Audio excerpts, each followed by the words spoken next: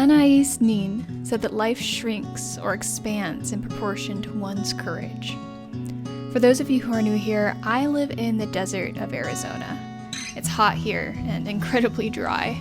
Our landscape is usually varying shades of brown, and in the long summers we run from our air-conditioned homes to our air-conditioned cars, and from there to the air-conditioned stores, and back again, desperate to avoid the heat.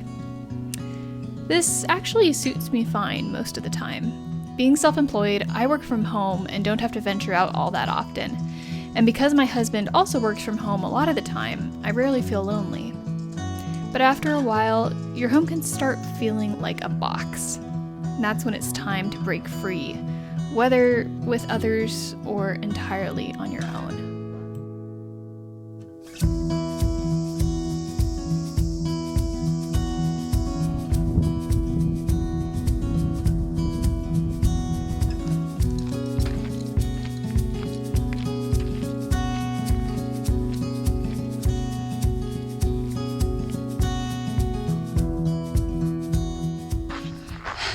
Hello guys!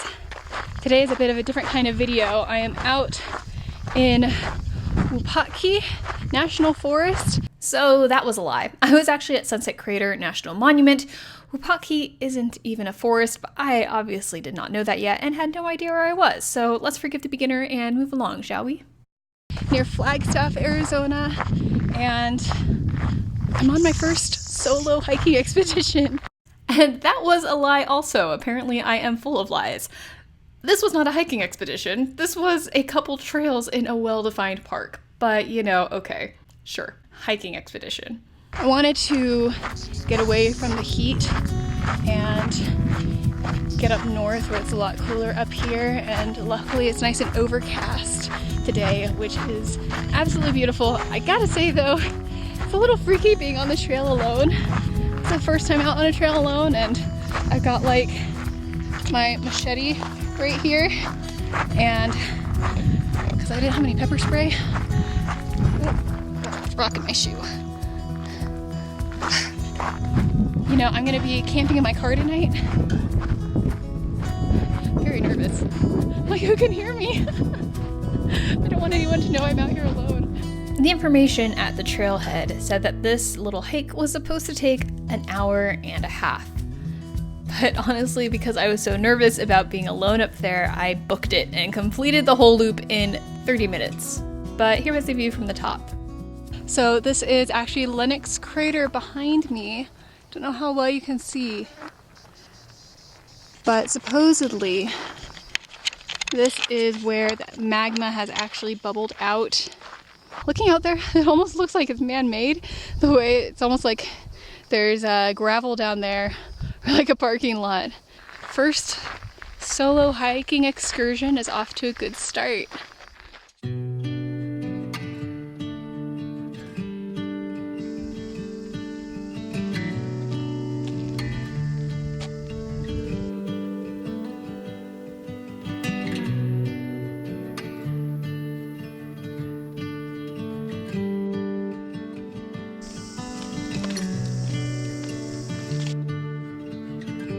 When the sun began to get low, I figured it was time to start figuring out my camping situation for the night.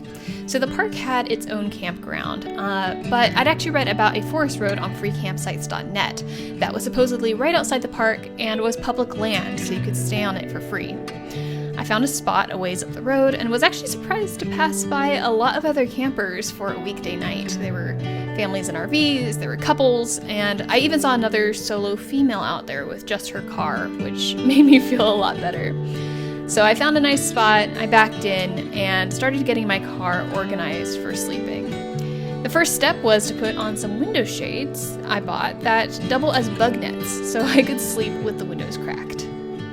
Now, something tells me that most people would prefer to get their trunk ready before heading off into the wilderness, especially if they're going to be sleeping in said trunk. But to be honest, I had used my car to help my sister move that day, and so by the time we had gotten all of her stuff out of it, it was left in a bit of disarray. So definitely needed some organizing. So I thought I'd show you the setup that I have right now. I've got these pillows on a sleeping bag, on a cushion, on a bedroll and on top of another bedroll down here. And the way this is being held up, I've got, of course, the gap between the chair and the front chair. And I just built this little wooden platform suspended by rope here. I don't remember who I saw did this, but I learned it from someone else. Very cool. The only problem that I am now realizing is that with all of this bedding, and it's all too long for the car, I don't have much foot space. So we'll see how this actually goes. Well, the light is dying, the sun just set, but I wanted to take a quick second to talk about what on earth I'm actually doing out here, because I know some of you might watch this and be like, why is she camping and hiking alone? And honestly, I've kind of been asking that of myself. I wanted to. I saw some videos online about van life, about living out of your van and traveling, and I'm like, that's so cool, I want to do that. And I'm like, well, I can't just go drop 20,000 on a van conversion, so I've got my car and I can go drive out of town and just go. And so after a few weeks of preparation and planning, here I am, just kind of testing it out for the first time. You know, I've never been out in the wilderness alone before. I've always, you know, I've done camping with friends and family, and I've done some hiking, but nothing crazy. But I just want to see, like, what would it be like to get out here on my own? And it's pretty great so far. I think a lot of people are really scared of going out on their own, and I don't blame you. To be honest, I'm a little freaked out and have been a little bit freaked out all today, just because it's new and I don't know what to expect. And most of the people I've seen so far have been like families and couples and you know, retired folks out here who are traveling, and that's great. There was one truck of guys who drove by and like whooped out the window. Just have to roll my eyes. I'm guessing it was at me because I'm the only thing out here. Only thing. But other than that, it feels pretty safe. It's pretty damn quiet out here.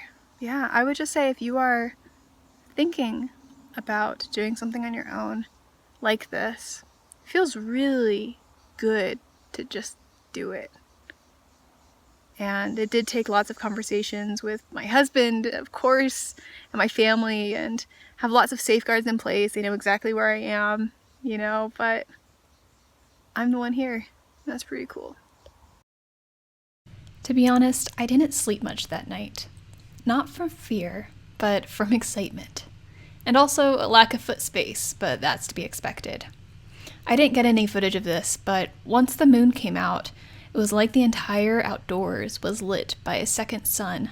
You could see deep into the forest, and I found myself sitting back up every few minutes to gaze out into the night. I don't know what time I actually got up, but it was early enough to catch the sunrise. And then came the rush of trying to capture that light filtering through the forest before the sun actually got too high. I'm by no means a photographer, but I thought bringing along a camera would be a good way to give myself something to do and capture some of my first experience alone out there. Waking up so early, my day was wide open to me. So I read for a bit and journaled and ate some breakfast, and then finally, with nothing left to do, it was time to head to my second destination, Wupatki National Monument. Shh! Do you hear that? It's nothing. Check this out.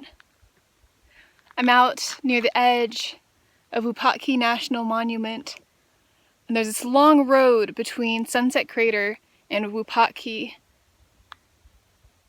and it's just been the most beautiful thing. This has been amazing. I have never just been able to feel so present. This sounds so ridiculous, but seriously, just driving and taking it all in and not having worries or cares, and I'm just on my own. I got to follow a little back road and see some deer. You guys, this is amazing. If, like me, you are inclined to live in your head, I highly recommend a dose of the outdoors. And while I wanted to use this actually as a time of reflection, to continue puzzling over the big life questions that have pounded in my brain for the past several years, I found myself constantly pulled back to the present moment. There was no space to ponder, only experience. And there was no space for rumination. There was no need for answers, just being.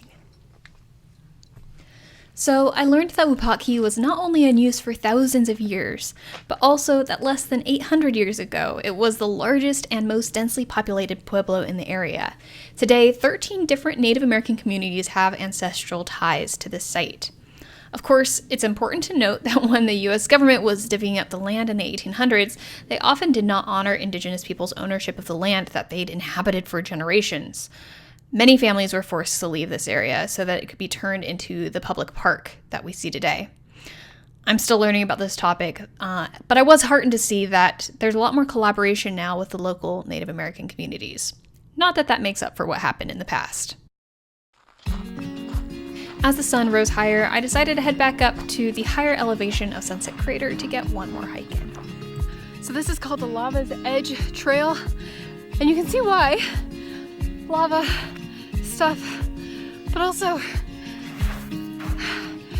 sand, soot, lava rock on the ground that is exhausting to walk on and is most definitely getting all inside of my shoes. If I continue this, like as a lifestyle, I am definitely investing in some actual hiking boots. Now, as I'm editing this video, I am, of course, back at home, safe and sound, all cozy and comfortable again. But at risk of sounding silly, I feel like a door has been unlocked.